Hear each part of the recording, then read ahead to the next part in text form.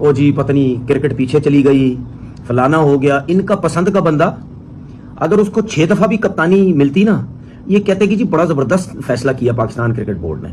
ठीक है, तो मेरा इन सबसे सवाल यह है कि जब 2023 में बाबर आजम के साथ नाइंसाफी हुई थी, उस नाइंसाफी में तो आप लोग भी थे सारे। जब तीनों फॉर्मेट की कप्तानी उससे ली गई, जब उसको बोला गया, और A1 टीम सेट थी, रिजवान, बाबर, यही प्लेयर जो इस वक्त पाकिस्तान टीम के अंदर हैं, जो वही प्लेयर जो 2023 में भी जब बाबर से कप्तानी ली गई तीनों फॉर्मेट की, उसमें भी जब ये खेल रहे थे, उस वक्त ये लड़के परफॉर्मेंसेस कहीं ना कहीं दे रहे थे। हम बार बार बोलते हैं, मानते हैं चैंपियन या आईसीसी के इवेंट में हम उस तरह की परफॉर्मेंस नहीं दे सके। मैं बार बार कह रहा हूं, इससे पहले जितने बड़े हमारे लेजेंड बड़े नाम थे वो भी कुछ नहीं कर सके। ठीक है, तो ये जो प्लेयर्स थे ये उस टाइम भी बाबर आजम की कप्तानी में खेल रहे थे और टीम सेट थी। और आज जो लोग कहते हैं ना कि हमारी टीम की बर्बादी की वजह क्या है, हमारी टीम की बर्बादी की वजह वही है जब 2023 में बाबर से कप्तानी ली गई।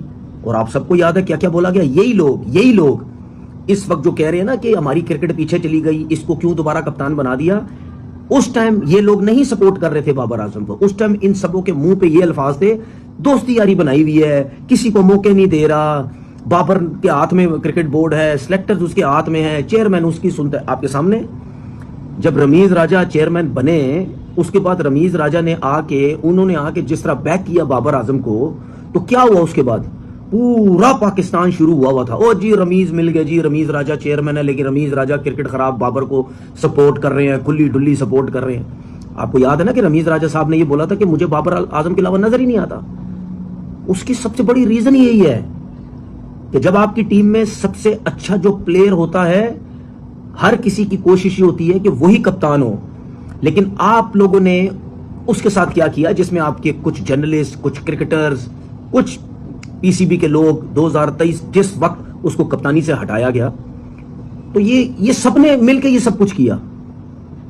उस टाइम किसी को पाकिस्तान की फिक्र नहीं थी। हालांकि उस टाइम तो बायलैटरल सीरीज किया, आपकी टीम वर्ल्ड कप का फाइनल भी खेली, इंग्लैंड से हारी, एशिया कप भी खेली, सेमीफाइनल, फाइनल, सब कुछ खेले हम। तो क्या उस टाइम को नजर नहीं आ रहा था कि यार बाबर आजम, उस टाइम भी ये जेलिस लोग, ये जलते हुए लोग, ये हेटर्स उस टाइम भी कोई ना कोई नुक्ते निकालते थे बाबर आजम की कप्तानी में, बाबर आजम की बैटिंग में, बाबर आजम की ये प्लेइंग 11 में। कैच छोड़ दे तो क्यों छोड़ दिया, फील्डिंग गंदी होगी तो क्या कर दिया इसने। तो उस टाइम तो ये सब कुछ होता था। और आपको याद है उस वक्त की बातें, कोई दूर तो नहीं है ना। यही जब बाबर के साथ ज्यादती होने शुरू की, तो मैं उस वक्त भी टीवी पे ही था ना भाई। मैं क्या बोलता था उस वक्त कि एक अल्लाह का निजाम, एक दुनिया का निजाम है, ये आएगा वापस, ये आएगा, कप्तानी करेगा वापस। आज जिन लोगों ने उसको हटाया था, उन्हीं ने उसको कप्तान बनाया। क्यों बनाया? क्योंकि आपको नजर ही नहीं आ रहा उसके अलावा कोई। ये मेरी बात कान खोल के सुने, 2023 के बाद आपके सामने है कितने कप्तान, कभी शाहीन कप्तान, कभी शाहीन T20 कप्तान, कभी वनडे का शाहीन कप्तान, कभी रिजवान वनडे का कप्तान, कभी रिजवान को हटा दिया जाए, कभी बाबर को T20 का फिर बना दें, कभी उसको हटा दिया जाए, कभी सलमान आगा को ले आए, कभी उसको हटा दिया जाए, कभी शान मसूद को ले आए, कभी उसको हटा। ये 2023 के बाद तो यही सब कुछ हो रहा है।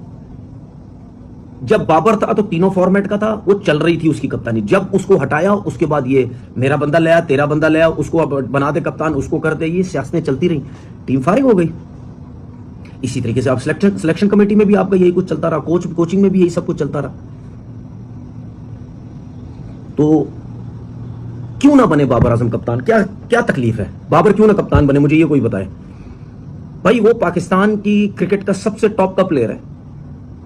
या तो आप मतलब पाकिस्तान के प्लेयरों से मैं रिक्वेस्ट कर रहा हूं, या तो अगर आपके दिलों में है आपने कप्तानी करनी है, तो फिर आप उससे ज्यादा परफॉर्म करके बताएं।